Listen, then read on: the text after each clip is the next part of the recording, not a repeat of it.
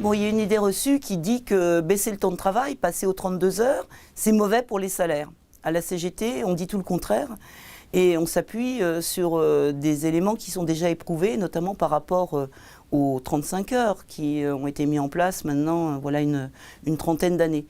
Ces 35 heures, elles ont généré sans doute en 30 à 35% d'emplois en plus. Et donc, si les 35 heures n'avaient pas été mis en place, on aurait un chômage de masse beaucoup plus important. Or, on sait que faire baisser le chômage, augmenter le nombre d'emplois, eh bien, ça a une conséquence sur le niveau des salaires qui sont donnés, qui sont attribués aux salariés. Donc, premier élément, réduire le temps de travail, eh bien, ça va permettre d'avoir une nouvelle démarche pour faire augmenter les salaires.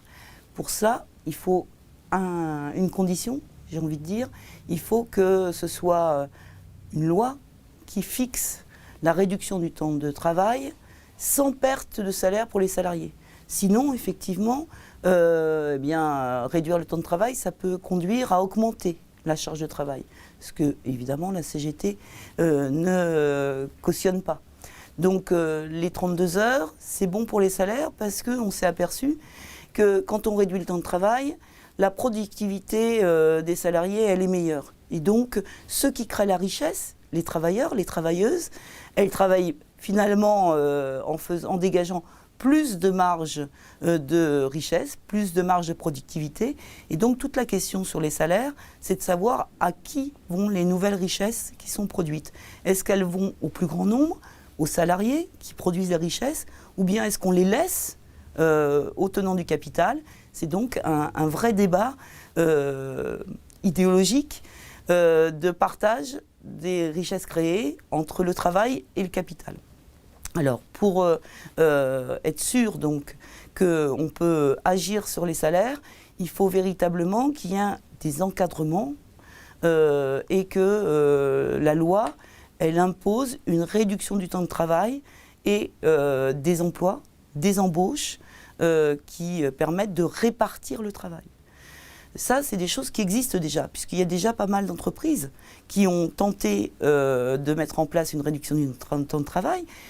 Depuis longtemps d'ailleurs, par exemple, l'entreprise Bosch à Vénissieux, ça fait plus de 20 ans qu'ils sont passés aux 32 heures. Ça a permis de créer une centaine d'emplois en plus, d'améliorer les conditions de travail et donc d'améliorer, y compris la montée en qualification des salariés et donc leur salaire principal, parce que là on parle bien évidemment du salaire de base.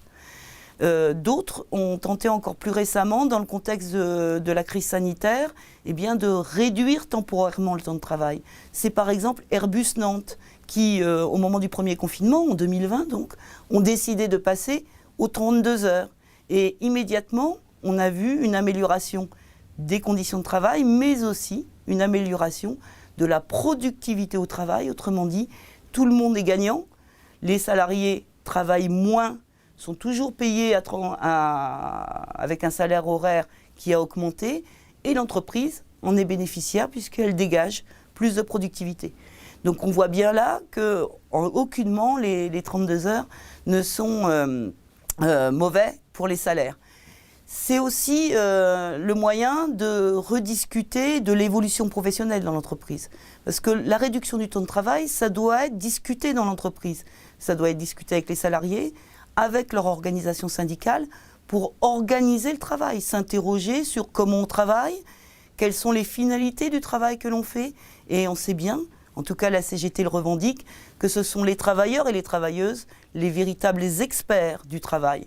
Et donc, c'est des éléments aussi qui sont de nature à redonner de la dynamique, de la discussion, de l'échange et une place aux organisations syndicales, au syndicalisme dans la boîte, pour revendiquer de nouvelles améliorations et notamment, par exemple, pour entamer des négociations qui sont obligatoires dans l'entreprise autour des augmentations de salaire. Donc, c'est des points d'appui extrêmement importants pour redonner une action collective, de la dynamique et se réapproprier la négociation collective dans l'entreprise au bénéfice des salariés. Puis quand on dégage un petit peu de temps, qu'on travaille moins, qu'on travaille mieux, eh bien naturellement vient la question de l'évolution professionnelle. on laisse plus de temps pour réfléchir à la finalité de son travail et à comment on peut évoluer dans son travail. Et quand on évolue dans son travail, eh bien, on a accès à la formation professionnelle continue, on acquiert de nouvelles qualifications, on fait reconnaître son expérience professionnelle et naturellement, évidemment, après, se pose la question de la reconnaissance de ces nouvelles qualifications en salaire de base, en classification. Et donc, on agit pour améliorer les salaires de tout le monde et faire évoluer donc également les postes dans l'entreprise. C'est aussi un moyen d'activer, puisqu'on a besoin de plus d'emplois, c'est aussi un moyen d'activer une lutte contre les mauvais emplois, les emplois précaires, les emplois instables, les emplois non reconnus. Puisque quand on dégage du temps, eh bien on s'aperçoit qu'on a besoin d'embaucher et qu'on a besoin d'embaucher des salariés avec des contrats en CDI, des salariés qui trouvent leur place dans l'entreprise. Et donc tout ça, évidemment, quand on fait baisser la précarité, ça agit sur l'augmentation des salaires de tous les salariés de l'entreprise. Donc on voit bien que la revendication de la réduction du temps de travail, elle est indissociable des revendications d'amélioration des salaires, d'amélioration des embauches, d'amélioration des conditions de travail.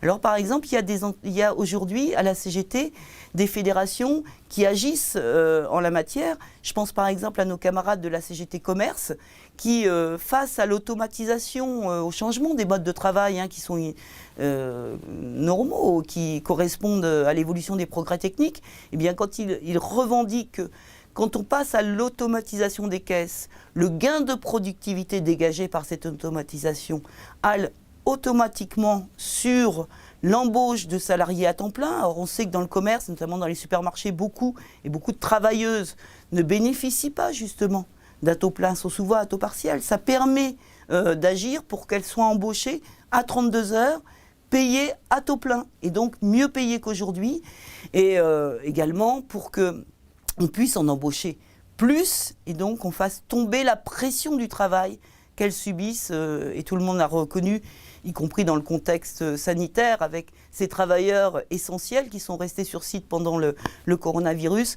que même si elles sont à temps partiel, souvent elles ont une charge de travail très importante avec des salaires très bas. Donc on a les moyens d'agir pour que le progrès technique, l'automatisation, la robotisation, elles permettent des gains de productivité qui soient ensuite attribués, qui bénéficient à ceux qui produisent les richesses, c'est-à-dire aux travailleurs et aux travailleuses. Le passage de 32 heures sans perte de salaire, c'est vraiment un enjeu pour demain, pour l'ensemble des salariés. Il faut que les salariés, avec leur organisation syndicale, se saisissent de cette proposition, en discutent dans les entreprises et agissent pour que ça devienne une réalité, à l'image de plein d'entreprises aujourd'hui qui ont fait ce choix-là. D'ailleurs, dans le secteur privé, mais aussi dans la fonction publique, puisque je pense aux collègues de l'hôpital qui travaillent beaucoup trop et qui méritent de pouvoir enfin accéder à une réduction du temps de travail.